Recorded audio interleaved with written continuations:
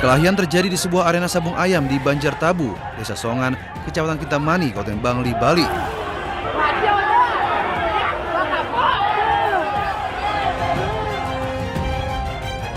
Dua orang yang berada di tengah area adu ayam saling serang menggunakan senjata tajam. Akibat kejadian ini, Komang Alam Sutawan, 37 tahun tewas dengan luka tusuk di dada. Dua orang lainnya terluka, termasuk pelaku mengalami luka serius di bagian perut sehingga dirawat intensif di RSUP Prof. Ngurah Denpasar. Dari hasil pemeriksaan sementara, motif perkelahian diduga karena kesalahpahaman antara pelaku dengan korban. Saat kejadian itu, pelaku diketahui usai mengkonsumsi minuman keras. Pelaku merupakan residivis kasus pembunuhan tahun 2016, divonis 20 tahun penjara. Sempat mendekam di Nusa Kambangan, pelaku baru bebas beberapa bulan lalu. Polisi memeriksa belasan saksi dan sudah olah tempat kejadian perkara untuk mengungkap kasus perkelahian tersebut. Dari Kabupaten Bangli, Bali, Ari Wiradharma melaporkan.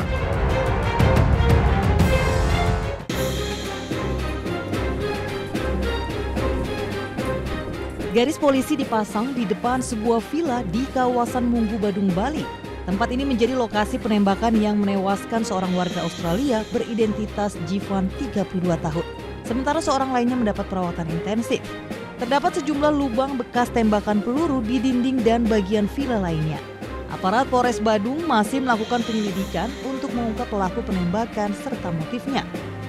Saya belum bisa memastikan itu motifnya apa dan lain sebagainya, karena kita juga masih penyelidikan ini. Laporan sementara yang kita terima, Jivan ini memang meninggal dunia. Laki-laki dua-duanya ya? Yang satu lagi korbannya kondisi seperti apa? Yang satu korbannya tidak terlalu parah, cuma mungkin ada bekas pukulan. Saat ini jenazah korban masih di Rumah Sakit Prof. Ngurah. Sementara korban selamat akan menjalani tindakan operasi untuk mengeluarkan sejumlah proyektil yang bersarang di tubuhnya. Dari Badung, Bali, Indira Ari, Ainus melaporkan.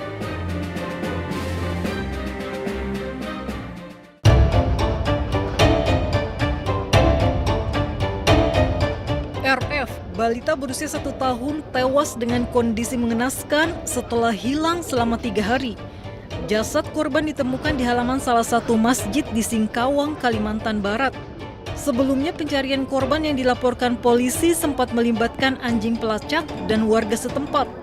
Polisi mengungkap jika hilang dan kematian korban disebabkan seorang pria berinisial AB yang merupakan tetangga pengasuh korban. Kepada petugas, AB mengakui telah menculik dan membunuh RF karena sakit hati dengan pengasuhnya. Motifnya dapat disimpulkan dari berdasarkan keterangan tersangka, dia mengakui sakit hati dengan pengasuh ataupun dari yang mengasuh anak tersebut ya. Jadi tidak ada hubungan. Menurut keterangan tersangka, si pengasuh ini ada berkata yang menyinggung menyinggung hati dari si tersangka ini. Untuk mempertanggungjawabkan perbuatannya, pelaku dijerat dengan pasal berlapis. Dari Singkawang, Kalimantan Barat, Rizky Kurnia melaporkan.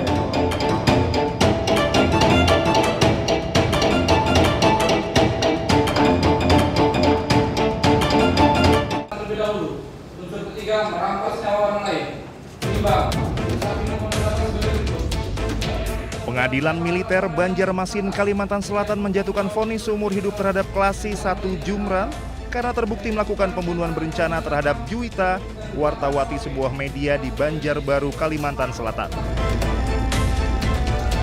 Jumran juga dipecat dari Kesatuan TNI Angkatan Laut sejak vonis dibacakan majelis hakim. Di mana putusannya sesuai dengan tuntutan dari auditor militer, di mana pidana pokok penjara selama seumur hidup dan pidana tambahan dipecat dari dinas militer. Pertanyaan soal remisi atau nanti upaya hukum berikutnya seperti yang tadi dijawab oleh terdakwa sendiri, bahwasanya sikap terdakwa saat ini adalah pikir-pikir. Jadi kita belum mengetahui putusan apa yang diambil oleh terdakwa.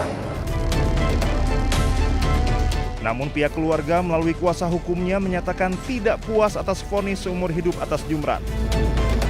Keluarga menginginkan Jumran dihukum mati.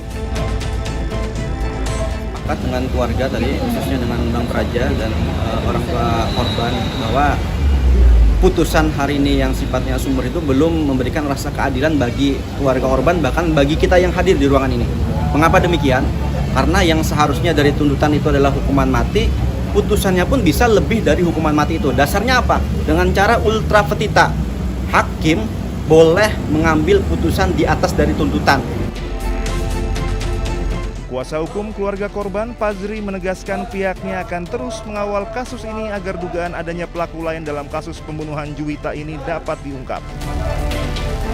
Dari Kota Baru, Banjarbaru, Kalimantan Selatan, Sairi iNews melaporkan.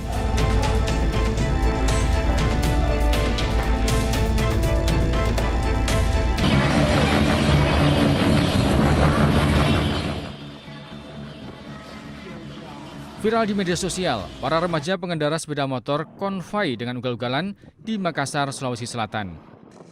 Bahkan mereka berkendara arogan tanpa mengenakan helm dan membahayakan pengendara lain. Ironisnya, mereka juga merekam aksi mereka hanya demi konten di media sosial. Polisi menangkap 6 remaja di sejumlah titik yang kerap dilalui konvoi tersebut. Yang mana ada sekitar 6 adik-adik kita yang mengemudi, nah ini kerap tidak menggunakan helm sehingga kita amankan. Setelah kita geledah ada beberapa barang ya termasuk handphone, dan ternyata kami melihat, kami cocokkan bahwa di viral juga dia sering melakukan freestyle. Guna proses hukum lebih lanjut, ke-6 remaja beserta 3 motor diserahkan ke Satuan Lalu Lintas Polrestabes Makassar. Dari Kota Makassar, Sulawesi Selatan, Muhammad Nurboni, iNews melaporkan.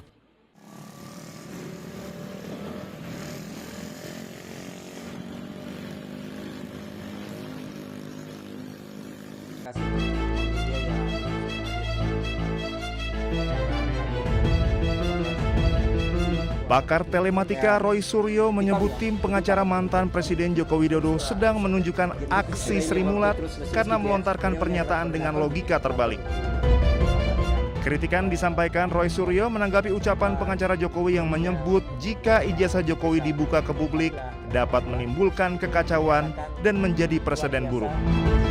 Roy Suryo menjelaskan tentang ciri khas Sri Mulat yang sering menggunakan logika terbalik untuk menerangkan sesuatu. Logika Sri Mulat. Logika Sri Mulat itu artinya kita tertawakan saja. Ya, karena Sri Mulat itu selalu kalau mau sein belok kanan tuh seinnya kiri. Ya. Kalau bilang sesuatu yang bahaya itu bahaya gitu. Jadi malah jadi tertawaan. Mana ada orang kalau punya ijazah asli ditunjukkan itu terus jadi chaos. Nggak akan ada itu. Itu logika Sri Mulat.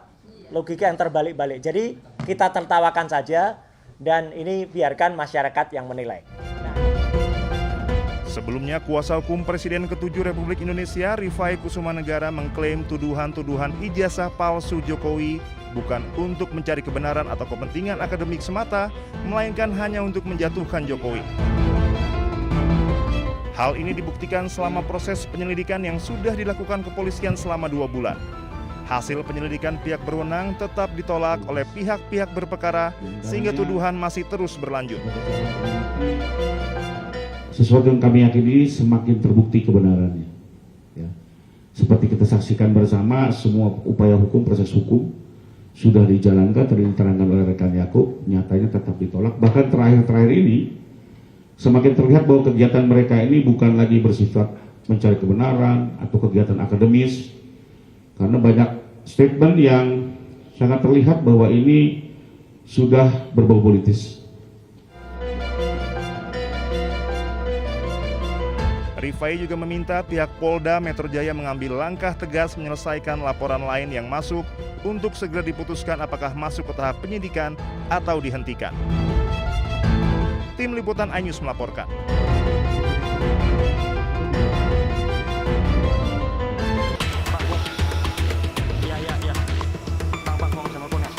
Kuasa hukum Presiden ke-7 RI Joko Widodo Yakub Hasibuan menanggapi desakan agar kasus ijazah Joko Widodo naik penyidikan. Menurut Yakub, permintaan itu merupakan bentuk kriminalisasi. Sebab menurutnya kasus ijazah Jokowi sudah selesai setelah Barreskrim Polri menyatakan ijazah Presiden ke-7 RI tersebut asli. Kok dihentikan, Pak? Ini tidak boleh dihentikan di penyelidikan, harusnya dilanjuti ke tingkat penyidikan. Inilah yang menurut kami adalah upaya-upaya kriminalisasi terhadap Pak Jokowi. Bayangkan saja Mbak, suatu hal yang bukan merupakan tindak pidana mau mencoba dipaksakan untuk naik ke penyidikan, sehingga seakan-akan itu adalah tindak pidana. Sehingga kami juga meminta pihak-pihak yang masih mencoba untuk melakukan hal ini, mengkriminalisasi klien kami untuk menghentikan hal tersebut. Yakub Hasibuan juga menjelaskan desakan agar kasus ijazah Jokowi naik penyidikan ini menyesatkan dan membuat gaduh di masyarakat. Selain itu, menurut Yakub, Jokowi dirugikan atas tudingan ijazah palsu tersebut. Tim Liputan iNews melaporkan.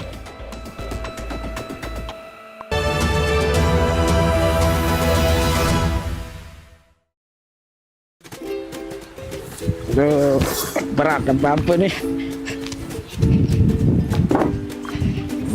Aduh, gimana ini Paul? Hidup semakin susah ini. Bensin mahal, pokok juga ikut-ikutan mahal. Gimana ini Paul? Iya, saya juga seperti itu, Net. Merasakan juga. Tapi mau bagaimana? Kita harus terus jalan. Ada apa?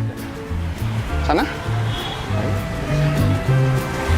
Ya, saya sih mikirnya mau beli rokok yang murahan itu. Net, jangan ambil murahnya saja. Siapa tahu. Yo, Pak. Lagi ngobrolin apa nih? Ini Pak, si Nedi ini Pak. Mau beli rokok yang murah itu saja Pak. Emang biasanya kalau rokok ilegal tuh harganya murah. Tapi tidak semua rokok murah itu ilegal. Jadi bapak-bapak, rokok ilegal itu merugikan penerimaan negara. Dan mari kita dukung pemerintah untuk kesejahteraan rakyat. Ya Net, jadi beli yang jelas-jelas saja Net. Ya udah Pak, kalau gitu saya lanjut dulu ya. Oke, terima kasih banyak Pak. Ya. Selamat jalan, hati-hati di jalan Pak. Yuk. Teh, ngelat-ngelat dia dah. Aduh, iya pikir lalu. Berbeb. Lemar aja. Wah, enggak sih. Lemar-lemar aja main-main bewa. Aduh, ini bubaya kepeng. Tahu dah, turun dah. Turun. Tuh, ada.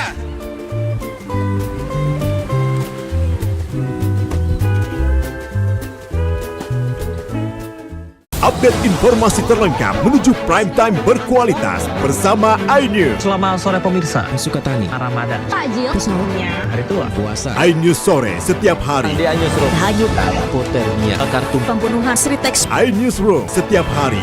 iNews Prime 1 Ramadan, penumpang bersenja. dugaan pengoplosan. iNews Prime Senin sampai Jumat. iNews malam 6 profesi. Jawa Tengah, Gonggongan. iNews malam setiap hari hanya di iNews. Kami menghadirkan beragam informasi menarik dan terkini terkait kebijakan hingga kegiatan para pemimpin bangsa dari Presiden, Wakil Presiden hingga Kabinet Merah Putih. Pemimpin Rakyat Senin hingga Jumat pukul 12:30 siang. Update informasi terlengkap menuju prime time berkualitas bersama iNews. Selamat sore pemirsa, Sukatani, Ramadan, Takjil, sahurnya, hari tua, keluarga, negara, puasa, masjid, Impas, Silatin Listrik, Jaya Ancol, Garuda. iNews sore setiap hari. Selamat datang di iNews Room. korban hanyut, warga panik, puluhan rumah Hipotermia, akar tumpukan, pembunuhan. Pertamina membantah PT Sritex memenangkan keluarga. Skema oplosan tuh nggak ada. iNews Room setiap hari. Inilah iNews Prime 1 Ramadan. Sholat tarawih perdana pertama Sejumlah penumpang bersenja. dan pilot Menyakitkan pengoplosan harus meninggal dunia 5 dekade. iNews Prime Senin sampai Jumat. Ilayus malam 1 Maret 6 profesi guru Polda Jawa Tengah dan penggelonggongan sehingga gagal menyalip Rp2.000 sholat tarawih forum Kernas anak Israel. iNews malam setiap hari hanya di iNews. The Great Prime Time.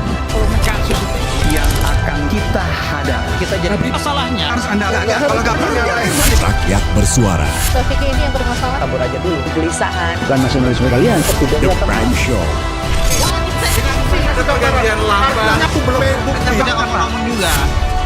Interupsi. Prioritas. Respon mereka semuanya. 30 menit bersama Kabinet Merah Putih. Only on iNews. Suara tak layak dibungkam. Intelektualitas perlu diuji. Integritas butuh konsistensi demi demokrasi yang hakiki. Suarakan kejujuran demi keadilan menuju kebenaran. Saya Aiman Wicaksono, saatnya rakyat bersuara. Saya Diandra Mukti, Anda menyaksikan The Prime Show. Investigasi eksklusif. Apa yang melatar belakangi? Meragukan nasionalisme kalian. Kabur aja dulu. Menyebar kemanapun. Itu luar biasa. Mengupas isu-isu terhangat. Kerja di luar negeri, bawa narkoba dari serang anggota TNI. Penyelidikan. Sebuah tanya akan dijawab dengan tuntas dan berkelas. Makin viral. Pelanggaran syariat Islam. The Prime Show setiap Rabu pukul 8 malam di iNews. The Great Prime Time. Kembali, apakah lurus Benarkah lapak perkara yang akan kita hadapi? Jadinya kita jadi. Tapi saya mengatakan. Tapi masalahnya. Endorsement harus Anda harus saya enggak kalau enggak percaya. Karena kalau kamu memang buka ya. Saya Aiman Wicaksono, inilah. Rakyat bersuara Selasa pukul 7 malam. strategi ini yang bermasalah? Kabur aja dulu. Kegelisahan. Jadi pendatang haram. Bukan nasionalisme kalian. Res narkoba Polda Riau, anggota TNI. PHK. Presidennya teman. Saya Diandra Mukti, Anda The Prime Show Rabu pukul 8 malam. Ada pergantian lambat. Saya tidak percaya. Dari presiden di sana itu belum bukti. Saya membaca fakta juga. Saya Anisha Dasud. Dan saya Aryo Ardi. Interupsi Kamis pukul 8 malam. Yang menjadi prioritas. Respon mereka para Apa aja? semuanya. Sudah. Enggak boleh. Enggak boleh. Itu supaya tidak pandang bulu. 30 menit bersama Kabinet Merah Putih setiap Jumat. Only on iNews. Inilah banyak sekali peristiwa besar yang terjadi dan menjadi sorotan. Ya, kita di sini kita interupsi. Oke. Wajib saya dengan Ada pergantian lambat. Saya tidak percaya. Dari presiden di sana itu belum bukti. Tidak. Itu hal yang wajar. Siapakah raja kecil yang dimaksud? tidak ngomong juga. Konsumen korban lagi, nggak dapat barang sekarang kita. Ya, ini pengawasannya juga lemah. Ya Prosesnya belum selesai. kan ada mengoreksi. Dia lihat ke tempat lain. Jangan dipotong, Bang. Interupsi hanya di iNews.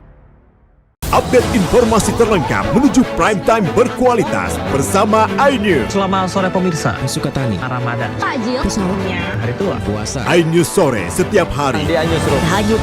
Hotelnya. Kartu. Pembunuhan Sri Teks. iNewsroom setiap hari. iNews Prime 1 Ramadan. Penumpang bersenja. Dugaan pengoplosan. iNews Prime Senin sampai Jumat. Ilayus malam. Nah, profesi. Jawa Tengah, Gonggongan. iNews malam setiap hari hanya di iNews.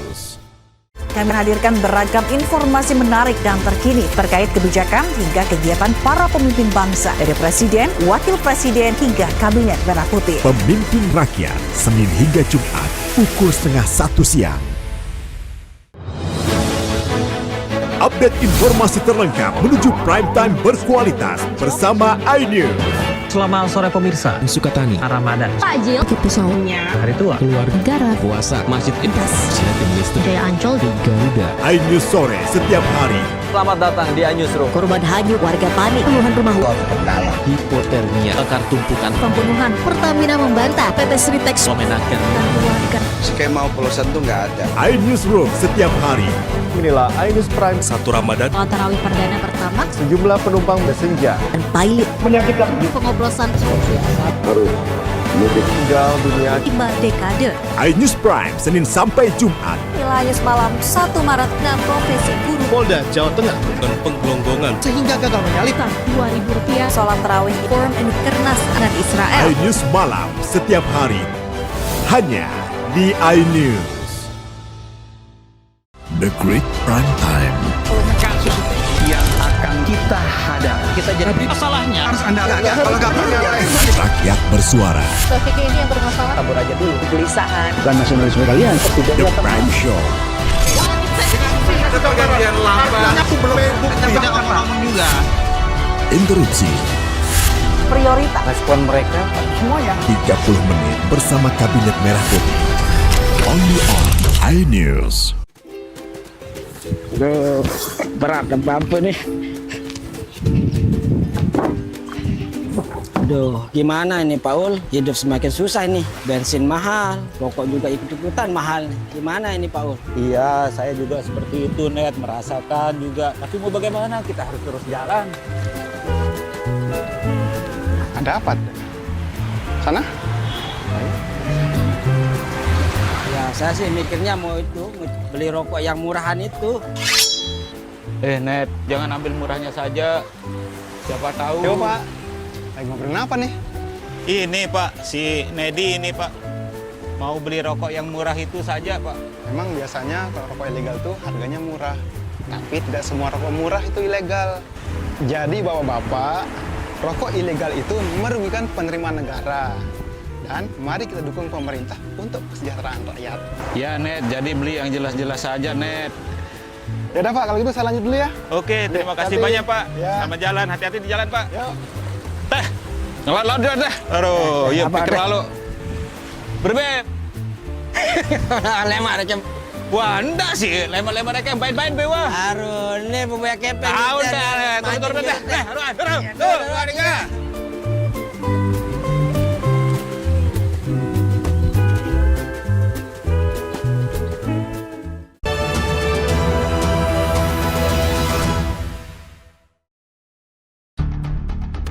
Masalah 4 pulau yang Presiden Prabowo Subianto memimpin rapat terbatas secara daring dari Singapura untuk membahas status administratif 4 pulau yang sempat menjadi polemik antara Aceh dan Sumatera Utara. Ratas daring dihadiri oleh Menteri Sekretaris Negara Prasetyo Hadi, Menteri Dalam Negeri Tito Karnavian, Wakil Ketua DPR Sufmi Dasko, Gubernur Aceh Muzakir Manaf, dan Gubernur Sumatera Utara Bobi Nasution. Presiden Prabowo Subianto memutuskan 4 pulau yang sempat disengketakan masuk ke wilayah Aceh. Sementara itu, Wakil Presiden RI ke-10 dan 12 Yusuf Kala bertemu dengan tokoh Aceh di kediaman Yusuf Kala di kawasan Jalan Brawijaya, Jakarta. Kedatangan Wali Nangro Aceh Tengku Malik Mahmud langsung disambut Yusuf Kala. Hadir pula Menteri ESDM Sudirman Said dalam pertemuan.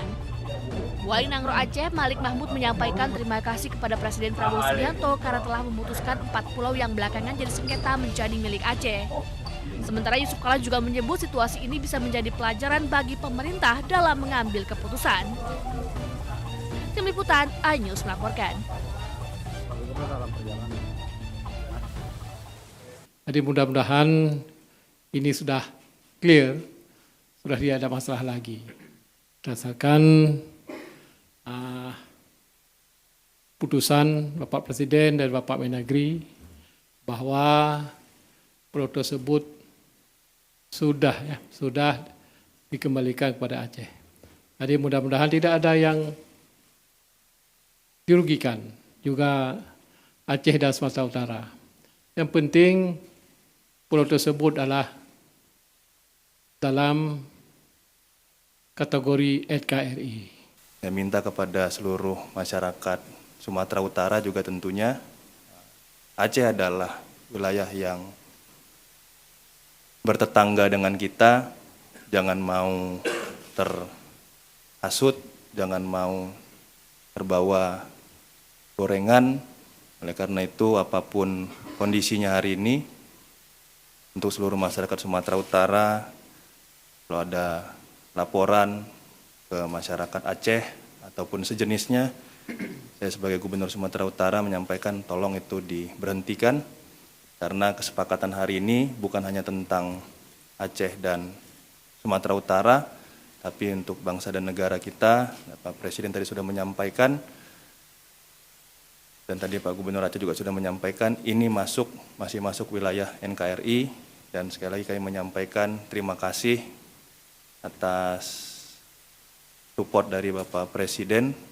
Oleh karena itu hari ini persoalan tentang 4 wilayah atau 4 pulau ini bisa kami selesaikan dengan baik. Saya di sini hadir bersama dengan Wakil Menteri Kebudayaan. Menteri Kebudayaan Fadlizon memberikan klarifikasi terkait pernyataannya yang menyebut pemerkosaan massal tahun 1998 tidak ada buktinya dan hanya berdasarkan rumor yang beredar. Menurut Fadlizon, pernyataan tersebut bukan dalam rangka menyangkal keberadaan kekerasan seksual, namun menekankan bahwa sejarah perlu bersandar pada fakta-fakta hukum dan bukti yang telah diuji secara akademik dan legal. Fadlizon mengutuk dan mengecam keras segala bentuk perundungan dan kekerasan seksual terhadap perempuan. Ia juga menekankan bahwa saat kerusuhan tindak kejahatan ini memang terjadi, tetapi istilah massal tidak memiliki data yang konklusif. Fadlizon juga menyoroti secara spesifik perlunya ketelitian dan kerangka kehati-hatian akademik dalam penggunaan istilah perkosaan massal. Hal ini dapat memiliki implikasi serius terhadap karakter kolektif bangsa dan membutuhkan verifikasi berbasis fakta yang kuat. Sebelumnya, Fadlizon mengklaim peristiwa pemerkosaan massal tahun 1998 tidak ada buktinya dan hanya bersandar rumor yang beredar. Fadlizon menjelaskan rumor-rumor seperti itu tidak akan menyelesaikan persoalan yang ada. Tim Liputan iNews melaporkan.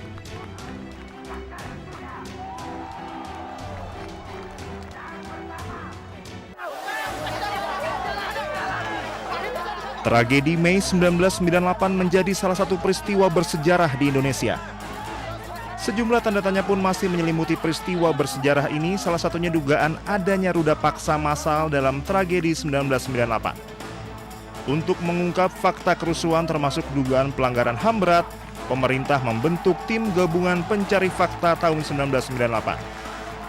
TGPF dibentuk melalui keputusan bersama 5 pejabat tinggi negara pada 23 Juli 1998, antara lain Menteri Pertahanan dan Keamanan, Panglima ABRI, Menteri Kehakiman, Menteri Dalam Negeri, Menteri Negara Urusan Peranan Wanita, dan Jaksa Agung.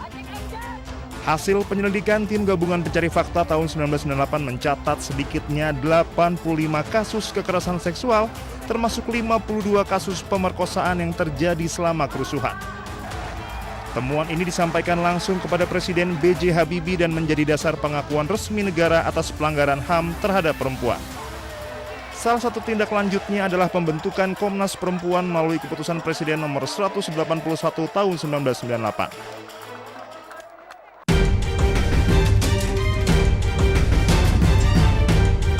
Sosial media dari berbagai negara menyerukan akan adanya Global Long March menuju Gaza.